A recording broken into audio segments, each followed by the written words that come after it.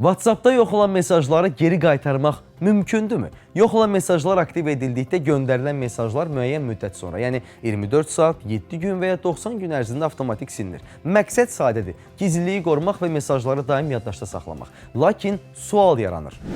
Bu cür silinmiş mesajları geri qaytarmaq mümkündürmü? Qısaca desək, bəli, bəzi hallarda mümkündür. Əgər həmin mesaj silinməzdən əvvəl ehtiyat nüsxə yaradılıbsa, onu WhatsApp-ı silib yenidən quraraq bərpa etmək mümkündür. Sadəcə tətbiqi yenidən yükləyin, açın və sizə təklif olunan ehtiyat nüsxəni bərpa edin. Bu yolla silinmiş mesajları geri qaytarmaq olar. Lakin əgər ehtiyat nüsxə silinmə baş verdikdən sonra alınıbsa, artıq həmin məlumat tamamilə itirilmiş sayılır.